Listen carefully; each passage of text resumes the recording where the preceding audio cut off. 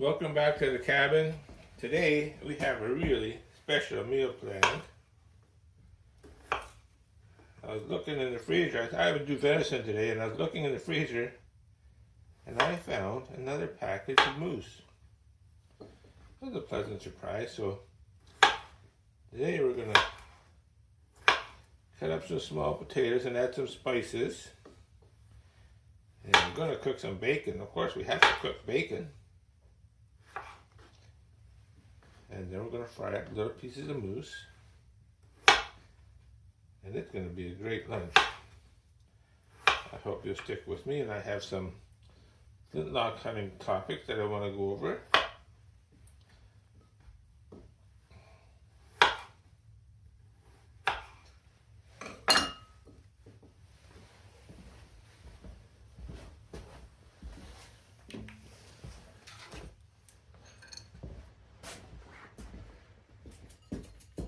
I'm going to add some Montreal steak spice to them little potato chunks before we fry them up, and it's going to be good.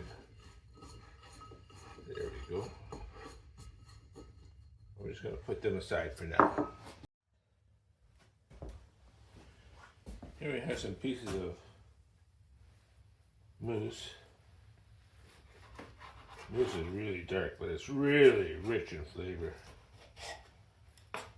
And we're just going to debone it.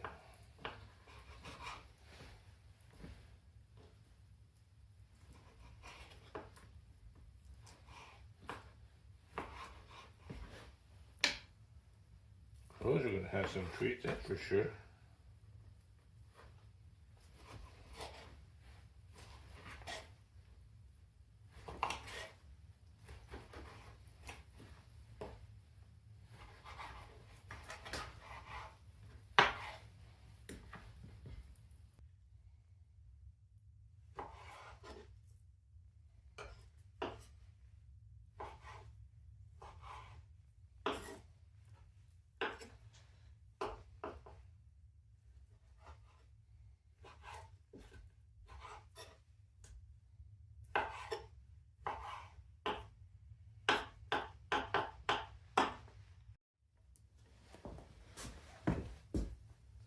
What we ended up with is some moose nuggets.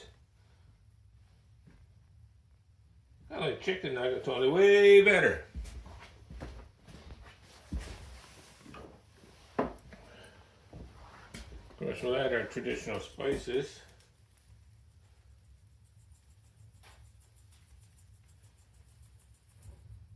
Here. Yeah. Oops, sorry about that. A little garlic powder.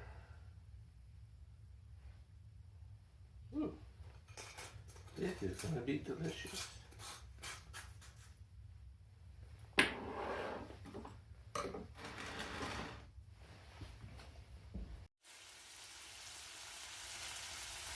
You can hear that bacon sizzling pretty good. And we don't ever have a great big pile of bacon, just enough to add some flavor and give us some cooking fat for when we put the meat of the potatoes on.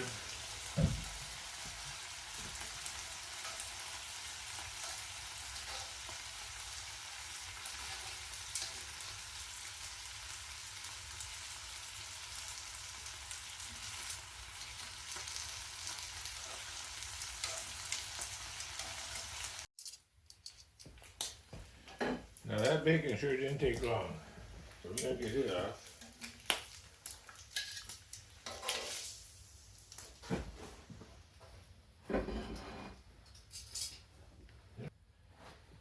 I think the potatoes are going to take longer to cook than the moose, so we're going to put the potatoes on. And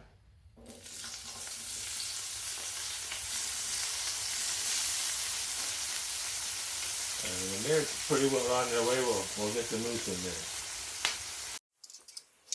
Now that was getting a little hotter than we wanted, so we put them 6-inch spikes underneath it to act as a tray, but that's something we're going to have to look into for this little wood stove.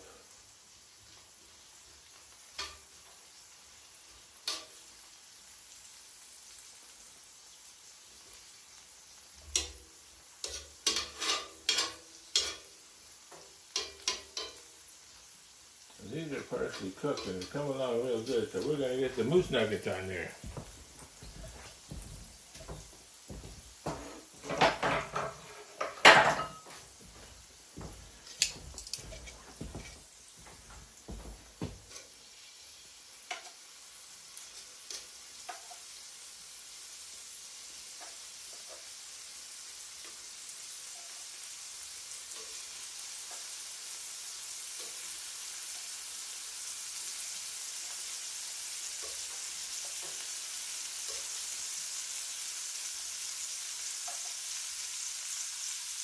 There.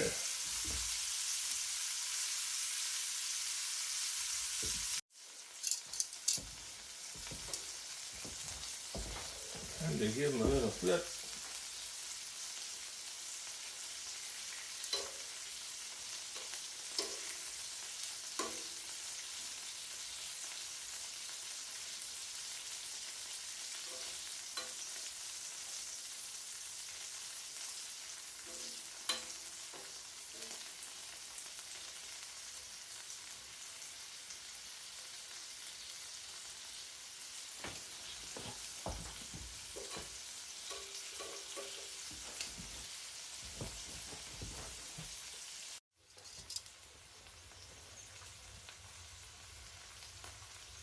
We've got the heat about where we want it. Everything's coming along pretty darn good. We'll be ready in no time. And you know this is going to be delicious.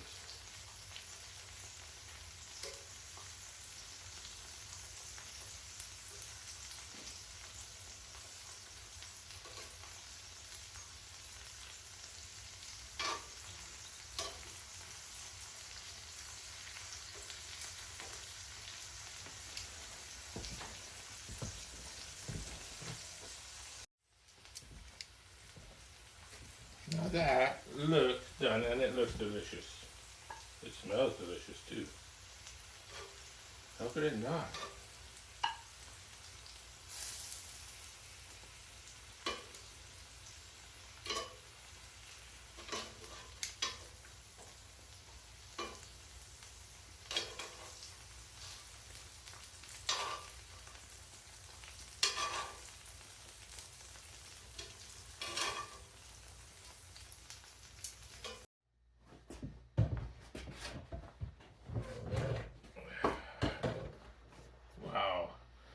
We've had some incredible meals in the past,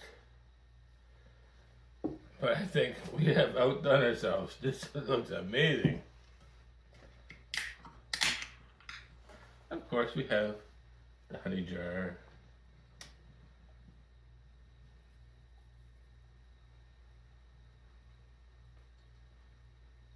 It was cold when I first got to the cabin, but that wood stove had this place heated up pretty good. We're up around 75 degrees Fahrenheit.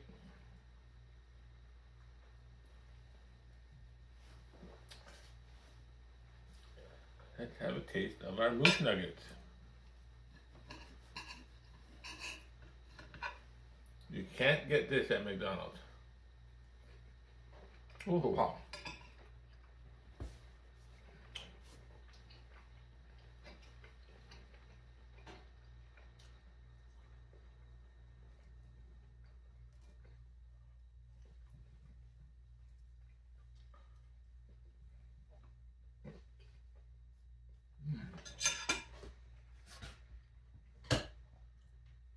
So today, we're going to get back into the flintlock hunting theme.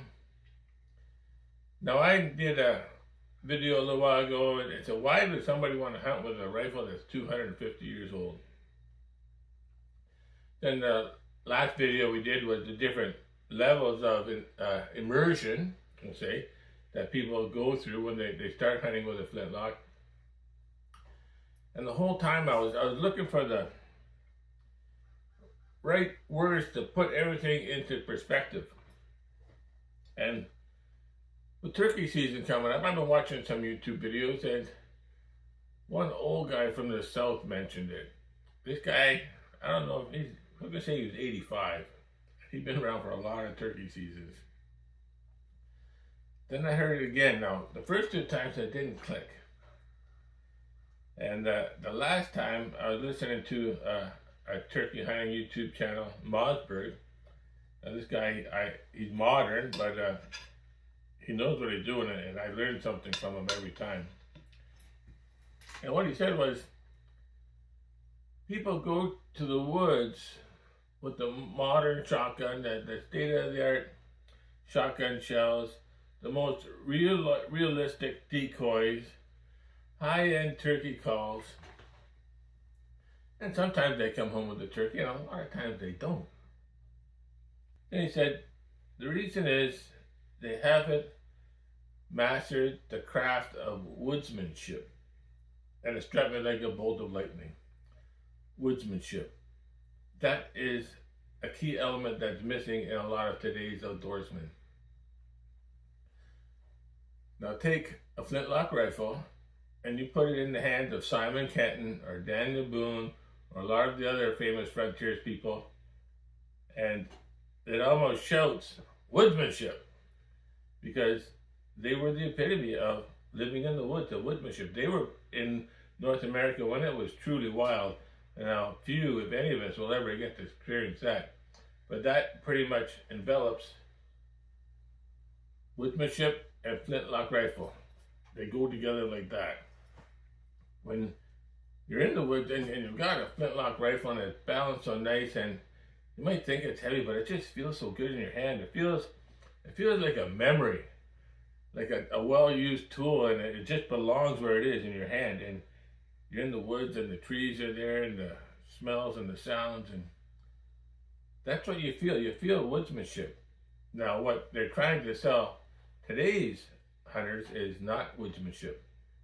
They're selling technology. If you just buy this technology, you don't have to worry about woodsmanship. The worst part is, if you buy the technology, you don't get to enjoy woodsmanship. And I'm going to enjoy a piece of this moose. The potatoes also turned out excellent. Ooh.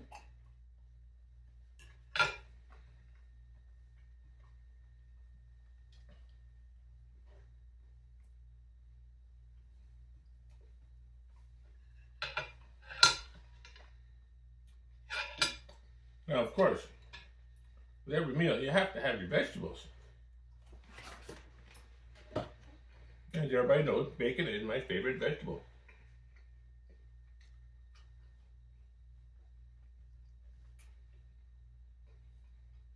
Sometimes I worry people are going to take me serious about that. I do eat vegetables.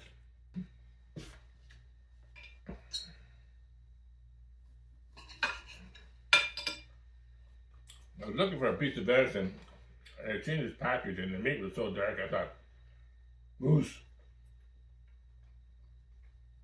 I didn't think we had any left, but that was a nice surprise.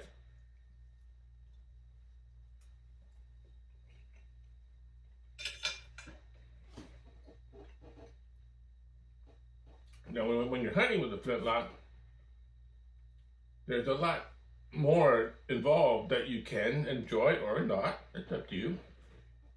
You can have what I call a campfire lunch, and it doesn't take a long time, but it sure creates a pleasant memory. And you've got the primitive tools, the primitive cookware, the campfire, and maybe it's an extended hunt where you're staying overnight in a cabin or in a camp in the woods. And you can't buy that. It's just something, once you're there, and it's addictive, I tell you. To have that tranquility and solitude and campfire and a good meal, maybe share it with a friend. Wow. That's what flintlock hunting is all about.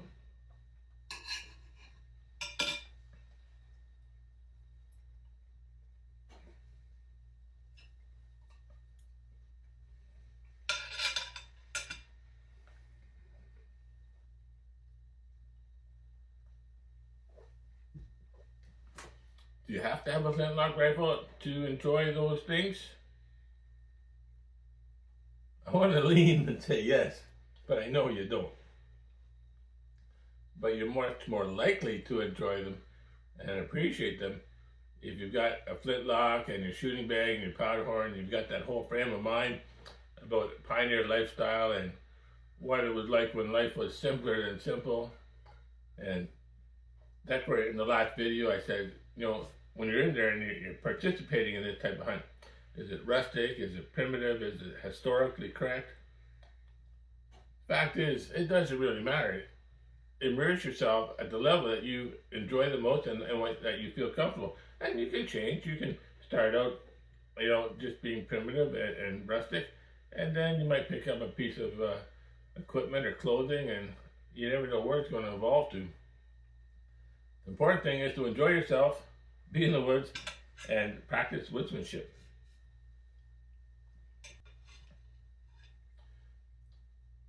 When you're out in the woods, it depends on what flintlock weapon you have, whether it's a smooth bore, whether it's a large bore, whether it's a small bore. It doesn't have to be a big game hunt. It can be a turkey hunt, it can be a squirrel hunt. You can go in the woods and not shoot anything and still have a nice lunch.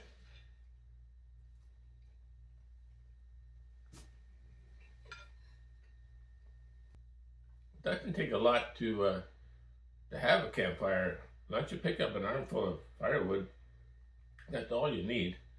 And, some primitive cookware and a little bit of groceries, and you're all set. And it's just so relaxing. There's only one way to understand that, and that's to do it. I often say that about flintlock hunting, and maybe woodsmanship in general. It's difficult to explain. You have to experience it.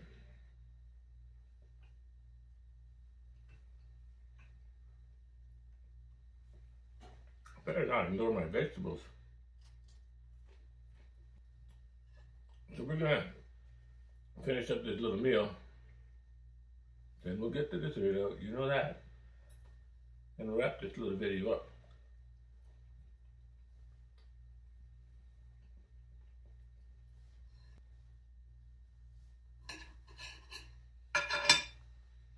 This is delicious.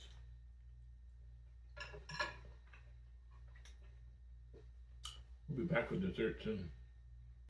Dessert time. So we're back into the single malt again. As usual. We're just gonna have a little taste.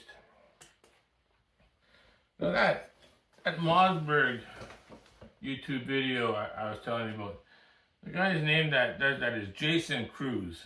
And I'll put a link to that video in the description here. And you should really watch it. I think you'll really enjoy it. It's something that really hit home to me, and it just described exactly the way I feel about turkey hunting and deer hunting and hunting in general. I hope you enjoyed the video today. Thanks for the visit, and we'll see you again soon.